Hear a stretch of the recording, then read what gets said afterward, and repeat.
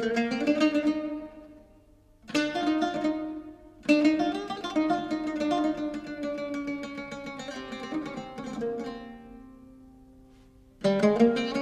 good morning, everybody.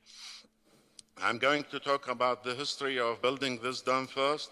This dam was planned to be built in the early 50s, in fact, and two British companies, they started to do the investigation in 1953 to find the best suitable place. And then this was followed 3 years later by two American companies, and then a Soviet company in 1962, and then several other companies till 1974.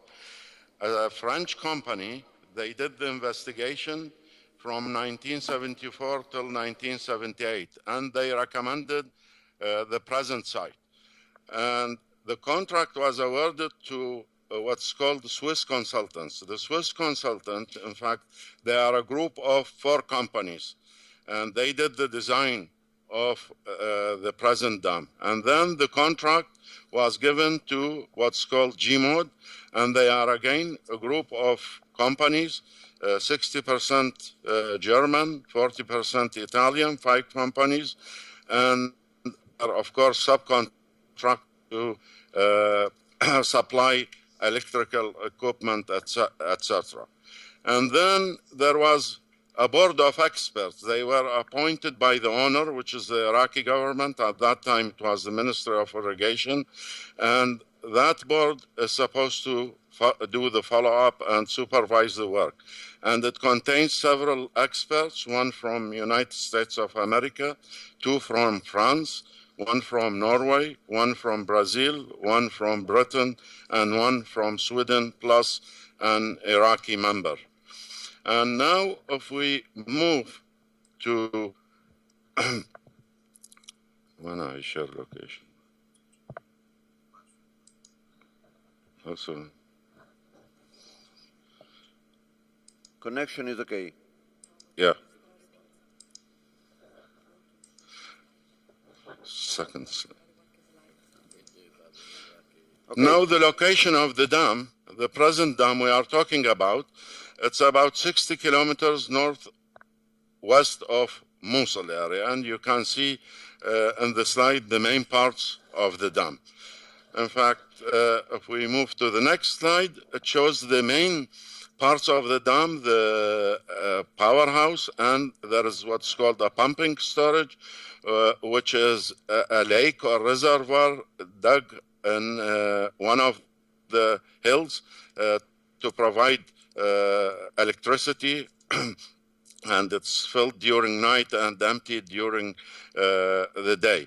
And then there is what's called the regulating dam. It's about 9.2 kilometers downstream Mosul Dam. It also regulates the flow, plus it generates electricity. And this is another view of Mosul Dam and its reservoir. You see in the top of the slide on the left-hand side, there is a pumping station. That pumping station, in fact, it provides water for an irrigation project, which is called Al Jazeera project. And if we want to see what's the purpose or the main purposes of building this dam, first, it's flood control, and then irrigation. As I said, it irrigates a huge area directly from the dam, and then there are areas which are downstream the dam. And of course, it provides electricity from the pumping storage, main dam, and the regulating dam. More or less about 1,050 megawatts. And if we look at the cross-section of the dam is earth-filled dam. It has a clay core. The elevation of the dam is 113 meters, and the operational level, it's about 330 meters above sea level. The total volume of material which were used for the embankments, it's about 37.7 million cubic meters, and the side slopes of the dam is 2.5 to 1 till the operation level, which is 330 meters, and then the elevation changes, in fact, will be 1.73 to 1 further. So the total storage capacity of the dam is 11.11 cubic kilometers. The life storage is 8.16 cubic kilometers, and the debt storage is 2.95 cubic kilometers. And for this reason, in fact, this dam is considered one of the biggest dams in the area. In fact, it is the fourth biggest dam in the Middle East. Since the start of building the dam, in fact, there were plenty of geotechnical problems. One of them is the site selection, and the other, in fact, is the foundation problems. And when we are talking about this, in fact, the dam was built on a formation which is called Fatha Formation. And this formation is composed of alternating beds of karstified limestone and gypsum and anhydrite. Of course, karstified limestone, it has plenty of cavities and openings, as you can see in the slide. And this is another photograph for these cavities. And this is a solution crack due to these karstifications. And then you have the anhydrite and gypsum beds. They are highly jointed, and in fact, they are very soluble in water. And for this reason, in fact, we have noticed that there were sinkholes developing. For example, this one, it's about 15 meters in diameter. And of course, this is another sinkhole under the pavement nearby the dam, downstream the dam. And these are other features which are related to the sinkhole formation, soil failure, for example. And you have here, again, a fissure resulting from slab slide.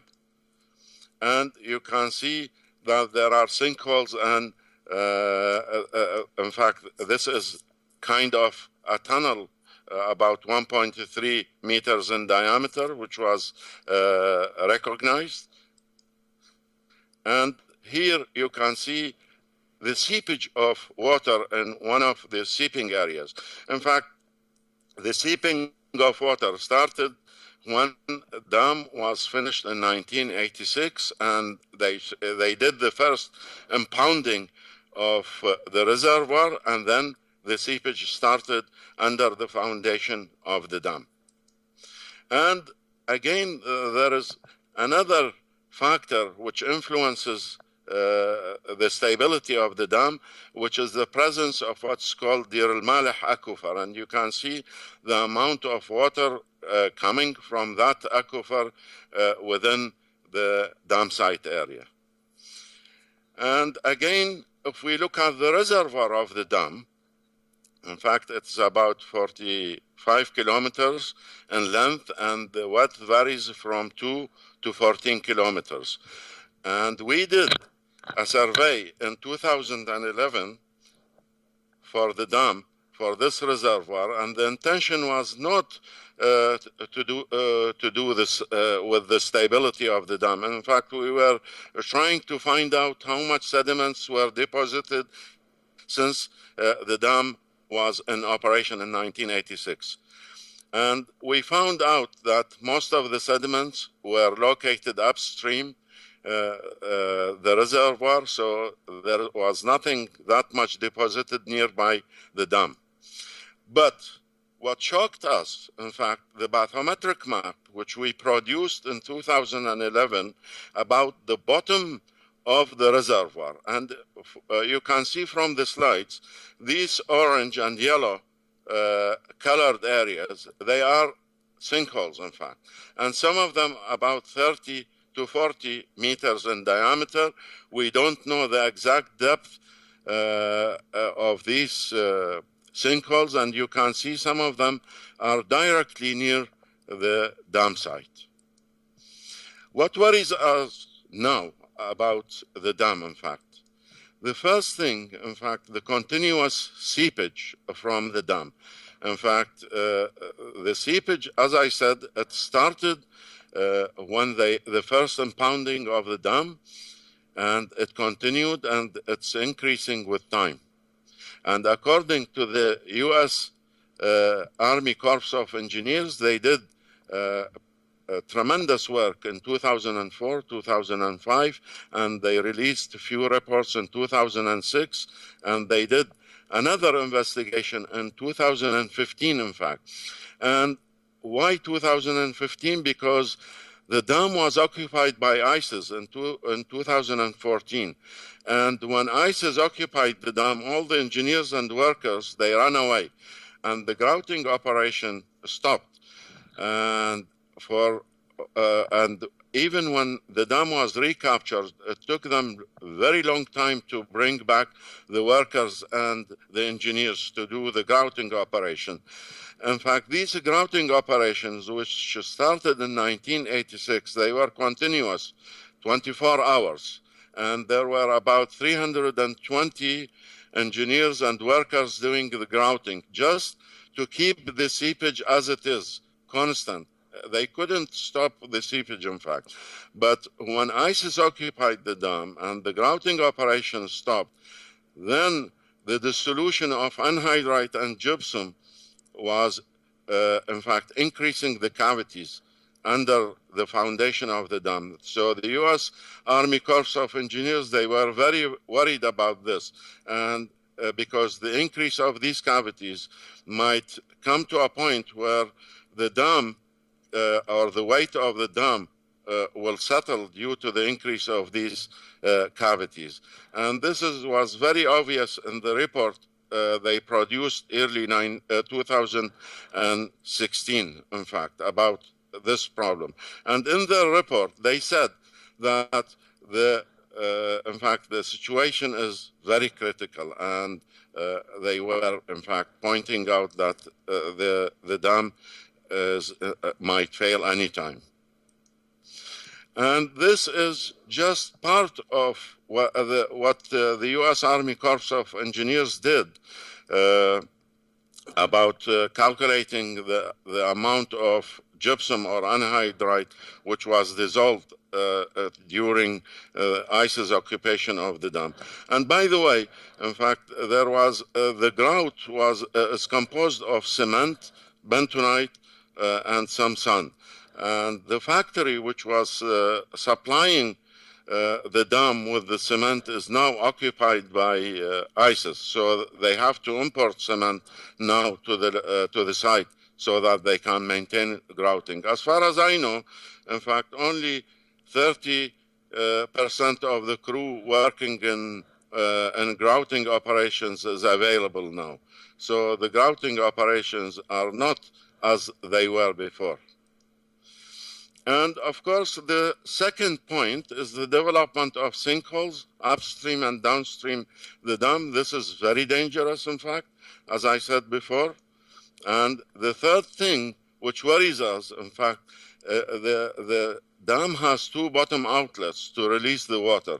And one of these bottom outlets, gates, is jammed since 2013. So the release of water now is only from one of these gates.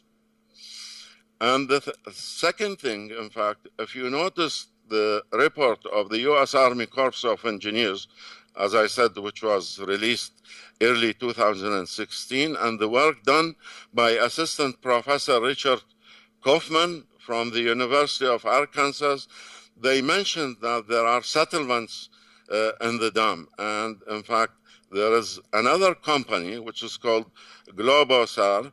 They are Norwegian. In fact, they sent me this photograph recently, and they did some work using satellite imageries, and they showed that there are settlements in part of the dam, and the average settlement rate, it's between 5 to 10 millimeters per year.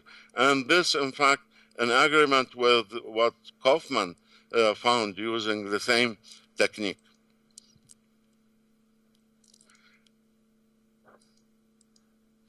In addition to this, in fact, now we are very worried because of the expected floods.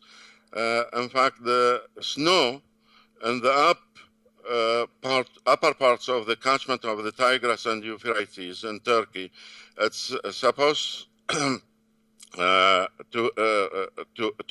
be supplying plenty of water due to its melt at this part of the year, usually during April and May, and this will in fact bring plenty of water to the reservoir.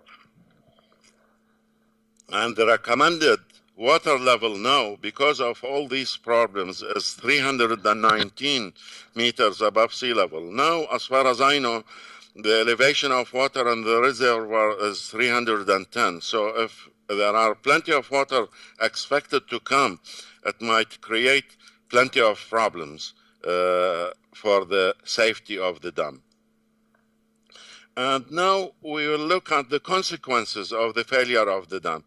Of course, the Swiss consultants, they did a model which is called Flores model. It's one-dimensional model to see what happens if the dam fails. And this model was checked by American company Black & Veatch in 2004 and 5, and they used two other models to verify the results of the Flores model, which was used by the Swiss consultants, because they thought it was too old, the Flores model, and they have to check it with new models. But they arrived to the same conclusion, and they said in their reports that the Flores model gave good results, or same results as they obtained from their two models. And if the dam fails, in fact, then the water depth, which will reach the first major city, which is Mosul, it will be in 4 hours, and the water depth will be 24 meters. The discharge will be around 400,000 cubic meters per second. And that means, in fact, most of Mosul city will be underwater. And then 22 hours later, it will arrive, the wave will arrive to another major city, which is called Tikrit, and the water depth at that site will be 15 meters, and the discharge will be 185,000 meter cube per second. And that means, in fact, all Tikrit will be underwater. And then later on, 38 hours later, the wave will arrive north of Baghdad, and the discharge will be 460,000 cubic meters, 46,000 cubic meters per second after 38 hours. And as you know, Baghdad is a flat area, so almost all Baghdad will be underwater. When it will take 10 hours for the wave to pass Baghdad, and when it will reach south of Baghdad, then the height of the wave will be about 2 meters, and gradually it will die. So all the areas from Mosul downstream for about 700 kilometers will be flooded. And that means, in fact, the flooding of 4 major cities, including the capital, Baghdad, and 7 middle-sized cities and 31 small cities located on the banks of the Tigris. And these 4 major cities, we have used GIS system to show the areas that will be flooded if, in case Mosul Dam fails. And the projected loss of life if the dam fail, in fact, it's 500,000 to more or less 500,000, according to the U.S. Embassy in Baghdad. But also we have to remember it's not only the loss of life. The flood will destroy the infrastructure of all the cities that I talked about on the banks of the river Tigris. So what's the solution for the problem? In fact, this problem, since the start of the seeping at the operation of the dam in 1986, was fully discussed by the board of experts, and all the possibilities were discussed at that time. And they reached to the conclusion that Mosul Dam will fail sooner or later, no matter what they do. But to make the life of Mosul Dam a little bit longer, they suggested grouting operations, 24-hour operations. And I have calculated the amount of grout injected in Mosul Dam under the foundation since 1986 till 2014, and it reaches 95,000 tons of grout, which was grouted. But at the same time, since they knew that Mosul Dam will fail sooner or later, so they suggested to design another dam downstream Mosul Dam, which is called Badoush Dam. And Badoush Dam is about 40 kilometers downstream Mosul Dam. And it was designed, and the operation of building the dams also started in the late 80s, and 40% of the dam was established till early 90s. And then there was the UN sanctions on Iraq, so the work was abandoned since the early 90s, and nobody cared to finish the construction of the dam at that time. Now I'd like to talk about the management of the crisis, of this crisis. In fact, the management of this crisis, I think it was, as far as the Iraqi government is concerned, it was very bad. And in fact, the Iraqi government, they tried to calm the people due to the problems they had, or they have, with ISIS and other economical problems and things. But what they did, they gave misleading information to the public. And they were telling them, on one hand, that there is nothing wrong with the dam, nothing will happen. And on the other hand, they were telling them that we are going to do grouting operation, we are going to bring some companies to do some maintenance work in the dam. And of course, some of the people, they tried to make it political a problem, in fact. And if you look at the news media, the Iraqi news media, and the people that appeared on those media talking about Mosul Dam, it's ridiculous, in fact. I can assure you that more than 95% of the people that they talked about Mosul Dam, they have no idea about engineering principles of dam construction.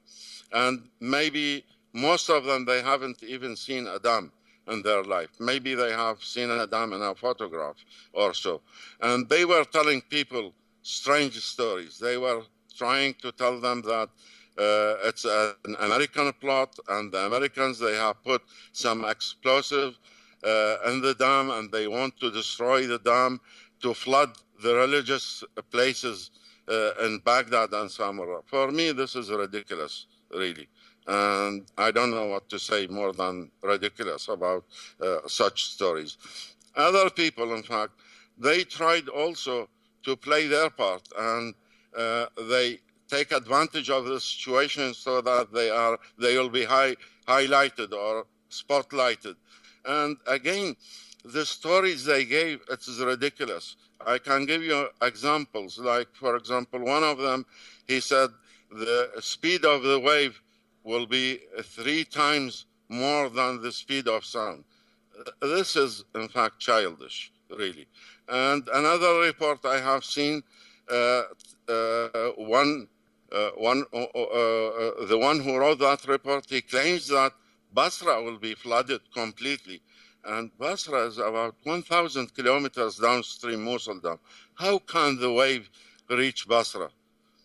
This is impossible. And of course, ISIS, they played their part as well in this. And they were telling people in Mosul, which is occupied by ISIS, that this is an American plot. And the Americans, they are trying to frighten you so that you leave your homes, and then they'll come and occupy Mosul. This is really ridiculous for me, all these assumptions and stories.